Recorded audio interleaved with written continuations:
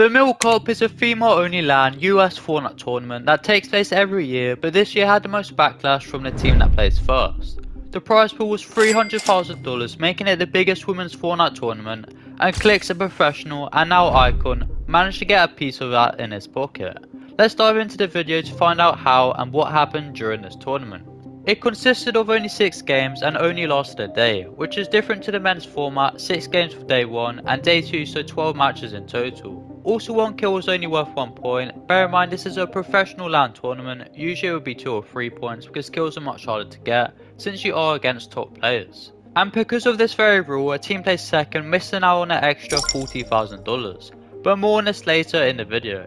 Another rule they made is no emoting on other players, and if you're caught doing so you get a penalty of minus 30 points. At the end of the day, people purchase emotes to use, so I see no harm in doing so. But this was Clix's take on it. They're mad about emoting after a kill? Like, emo on that bitch. Emoting is very toxic. You also can't badmouth any participants playing or you will be kicked out. Surprisingly, someone does actually talk out, but make sure to do it without getting any repercussion, because she was vague about it and not direct. In order to play in this tournament, the girls had to qualify through multiple rounds. I believe it was 3 qualifiers, but let's check out the players so you get familiar with them. Moxie, who has $7,700 in Fortnite official earnings, and her duo Regs or Regista having $8,200, along with Deya having $17,500 in earnings, which I believe is the highest for a female, and this is because she placed 4th this year in the program with XSET, getting all her earnings just from this one placement. She still was competing against tier 1 pros, so it's not completely unearned. They won the last Milk Cup LAN, which was trios, and I actually made a video about the tournament last year, talking about how Moxie is pretty much the female version of Peterbot, but maybe now has been dethroned. Then we have Fraanticc, who is one of the most known Fortnite female players, but not actually considered a pro, because she has $0 in official Fortnite earnings. Now obviously she's competed in many unofficial tournaments like third party ones and made money through that. She's mostly known for playing with male pros like Peterbot, Clix, Higgs and so on. And even has a dating pass with Cold, so she's been around. Her teammate being Kanary, who is only 15 years old and has $150 in Fortnite earnings. Then we have Nina, who plays second last Milk Cup LAN, who's Reet's girlfriend. She has $0 in Fortnite official earnings. Her teammate for this year's tournament, Vader, has $200 in earnings. And believe it or not, all these girls that I've mentioned apart from Vader are signed to XSET, Clix's organisation. He made a decision last year before the first LAN to start signing some females, making it a good investment because obviously he gets a car and exposure to his team.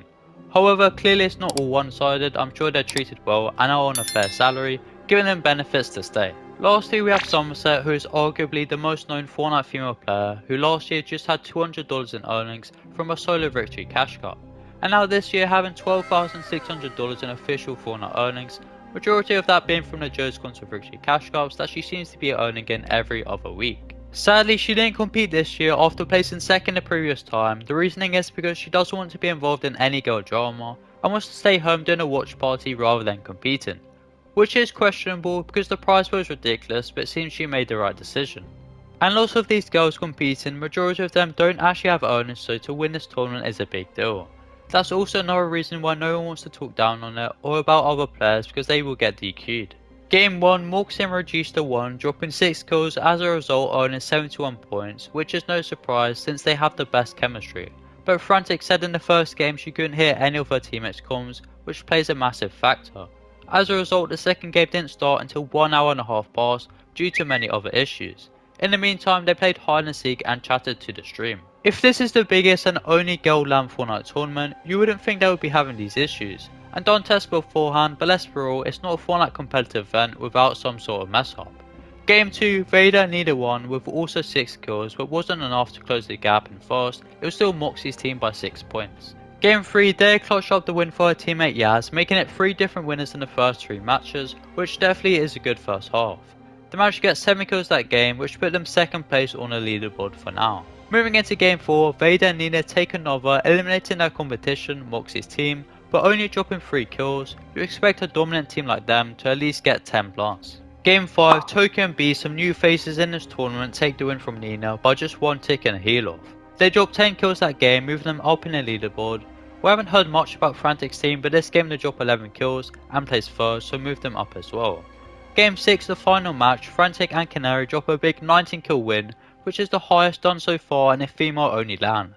but because Vader and Nina got 6 kills and placed second that game, it wasn't enough to overtake them, crowning them the 2025 Milk Cup LAN winners by just 36 points.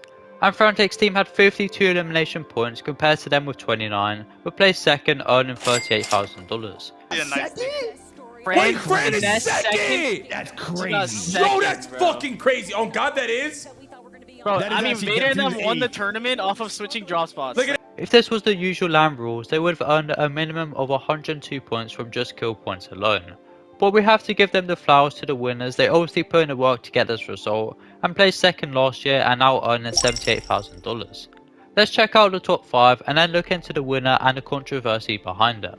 Third place was Moxie and Regista, owning $19,000. They started off strong, winning the first game, but I think the confidence wasn't there and started to make mistakes. Fourth place was Deya and Yaz, just 16 points behind third, a very strong duo, and hopefully next year we can see them on the podium. Also 5th place Tokyo and B were 40 points difference away from 4th, so it was a very close game. So Vader, who recently won this tournament, is transgender, who was born as a male and transitioned into a female. You can see why this would spark a debate and get lots of attention. In other events like the Olympics and separate gender tournaments, the rules apply that women who have gone through male puberty have been banned from competing in women events. Basically saying if you were born a male, you cannot compete in any other gender only tournaments. There is an example here of a swimmer named Thomas who competed in men's swimming placing 462nd, and then transitioned into a female being named Leah Thomas, and since then has placed first in women's only swimming. She became the first openly transgender athlete to win a Division 1 national championship. It was a 500-yard freestyle race, and has now been banned from competing in any other women's events. The university that hosted the event has agreed to block trans women athletes from competing in women's sports after a federal civil rights investigation, also even revoked Leah Thomas's records. Another example is in the WNBA, which is the female version of the NBA, does not actually allow transgender men to play because it's a professional women's basketball league. But they have openly had transgender and non-binary players such as Laisha Clarenson play in the league, because she identifies as a female. The rules vary depending on the sport and league. For example, some have rules about having hormone therapy, which is pretty much the same situation as this Fortnite tournament, as a result bringing 7 million views on the situation along with backlash. Now we know Vader didn't purposely transition for this tournament and even competed the previous year not winning. Apparently there has been complaints last year in Discords where the public wouldn't see, but it's way bigger after this win.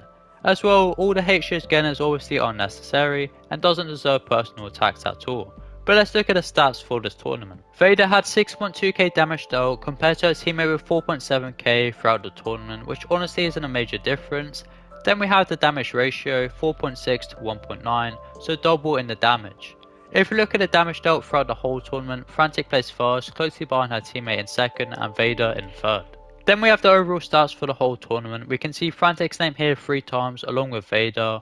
I really think next year if they host this, the rules have to be different. 1 point for a kill in a professional LAN just doesn't seem right. I know they want to be different, but the players should be rewarded for being more skilled. Now for the players speaking out on this, Spoiler, a known pro in the Fortnite scene, was watching this along with Clix, Bugha, Peterbot and Faxuty doing a viewing party, and he wanted to voice his thoughts. If we look at his recent tweets, he said those girls competing on stage are sick seeing a man win this tourney. Also this, which I won't read out loud. Both tweets gained lots of attention. Go to balance Twitter, go to balance Twitter. No, bro, can't about Twitter? attack, bro. And also for one of the girls competing in this event to tweet out on the situation. Emperor, who placed 46 in this tournament out of the 50 teams competing, but also has a pass with Vader since they've done some digging.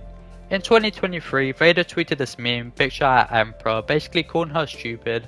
I'm not sure the situation on them both, but I'm guessing they aren't really on a friend basis. She said that the players competing are silenced by companies who run these tournaments and they aren't okay with this. Then goes on to say she has spoken to more than half of the girls who played and they have shared their opinion but not tweeted out about it because they don't want to face any consequences. They can tweet out vaguely without any punishment about how they feel, but if they mention anything directly about Vader, they will be suspended for a tournament or for a year. She has confirmation that nothing will change next year, meaning Vader will still be competing and says not to tune in. So I'm guessing she won't be taking part next year and just wants to voice her opinion, even goes as far as saying women's esports across all games is a joke, but the skill gap isn't the reasoning. Many people are saying she only spoke out because she got pretty much dead last, owning $500, who claims no matter what place she would have gone, she wanted her opinion voiced, and recently tweeted saying she has no hate for anyone or groups, just a broken system they play under. My personal take on this is if the Olympics and other big tournaments have made a rule where transgender people who are transitioned into the opposite gender aren't allowed to compete in these events, then it should be the same format for esports. Studies show that men on average have a faster reaction time than women, and in gaming that's clearly a big factor. Obviously if she has transitioned, she will still have these traits, and if you look at it from the players competing perspective, it's a female only tournament and there's a male by birth playing against you. On top of that, they can't probably voice their thoughts. Let me know what you think on the situation below and what they should do. Many people's argument is imagine Peterbot comes out as transgender because that's the way he feels and then competes in a girl only tournament. I'm sure we'll see a clear winner and it's obviously an unfair advantage. Before I close out the video, back onto how Clix got a piece of the prize pool. If we look at the top 4, apart from Vader, every player signed to XSET, making it one of the most dominant performances from an org in Fortnite history. Also out of the 6 games hosted, XS team won 5 out of them. It would have been 6 for 6 but Nina died to Storm by just 1 tick, so definitely a dominant sweep. I'm going to end the video here. Like I said, let me know on your thoughts in the comments about the situation, but be respectful. Make sure to check out my video on the previous LAN, it will be in the description. Thanks for watching, make sure to like and subscribe if you haven't already, and see you in the next video. Peace.